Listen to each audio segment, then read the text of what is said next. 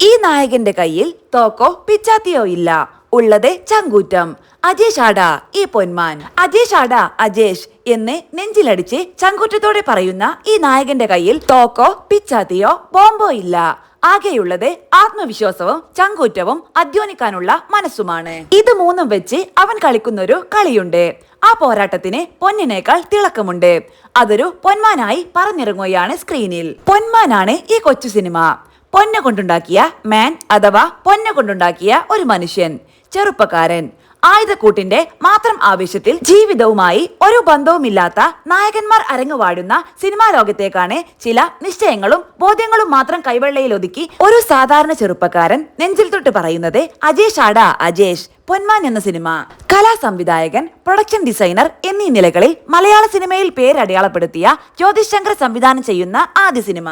ഒരു ചെറിയ മനോഹരമായ സിമ്പിൾ സിനിമ. പൊന്മാനിനെ കുറിച്ചുള്ള ആദ്യ ഇംപ്രഷൻ ഇതായിരിക്കും. തിരക്കഥയുടെ ദുരൂഹതയോ ദുർഗ്രാഹ്യതയോ ഇല്ല.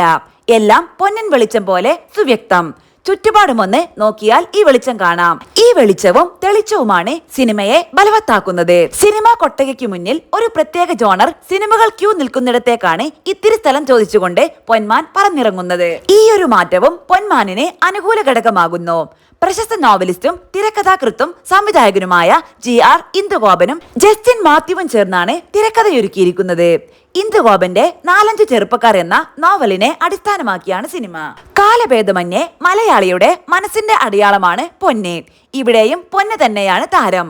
കല്യാണ പെണ്ണ് അണിയുന്ന സ്വർണം, അതിനു പിന്നിലെ ഒരുപാട് കഥകൾ. നേരത്തെ കേട്ടതും കേൾക്കാത്തതും കണ്ടതും കാണാത്തതും. പൊന്നുകൊണ്ട് നടക്കുന്നവൻ, പൊന്നുകൊണ്ട് ജീവിക്കുന്നവൻ, എന്നിട്ടും ജീവിതം പൊന്നാവാത്തവൻ, പക്ഷേ പൊന്നു പോലുള്ളൊരു മനസ്സുള്ളവൻ. PP അജേഷ് എന്ന നായക വേഷത്തിൽ ബേസിൽ ജോസഫ് കസറി. വില്ലനോ പ്രതിനായകനോ അല്ല.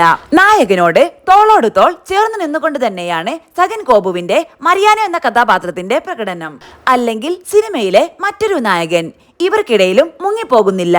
ആനന്ദ് മന്മഥന്റെ ബ്രൂണോ എന്ന കഥാപാത്രവും ദീപക് പറമ്പോലിന്റെ ശർമ്മയും.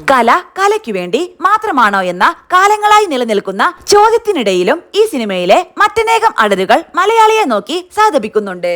അധ്വാനിക്കുന്നവന് എന്തിനാടാ സ്ത്രീധനം?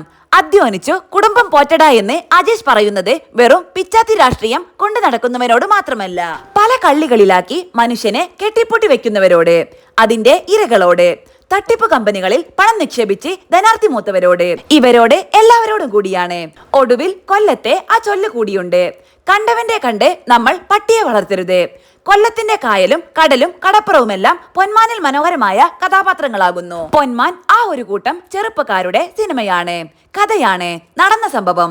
90കളുടെ തുടക്കത്തിൽ കൊല്ലം നഗരം കേന്ദ്രീകരിച്ച് രൂപമെടുത്ത പുരോഗമനവാദികളായ കുറച്ച് ചെറുപ്പക്കാരുടെ അനുഭവമാണിത്. മോന്തായം എന്നാണ് ഈ കൂട്ടായ്മയുടെ പേര്.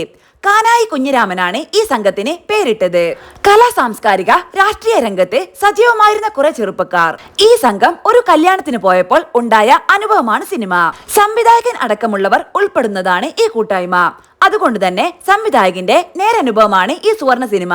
പൊന്നില്ലാതെ കല്യാണം മുടങ്ങുമെന്നായപ്പോൾ ഈ സംഘം കയറി ഇടപെട്ടു. അങ്ങനെയാണ് പൊന്ന് കൊണ്ടുവരുന്നയാളെ ഇവർ തേടിപ്പിടിക്കുന്നത്. കല്യാണം നടന്നെങ്കിലും പൊന്ന് കൊണ്ടുവന്ന ഏജന്റിന് സ്വർണത്തിന്റെ പണമോ അല്ലെങ്കിൽ സ്വർണമോ തിരിച്ചു കിട്ടിയില്ല. അന്നത്തെ ആ യഥാർത്ഥ കഥാപാത്രം സിനിമയിലെ അജേഷായി മാറി. അന്ന് പൊന്ന് കൊണ്ടുവന്നയാളെ പിന്നീട് ഇവരാരും കണ്ടിട്ടില്ല.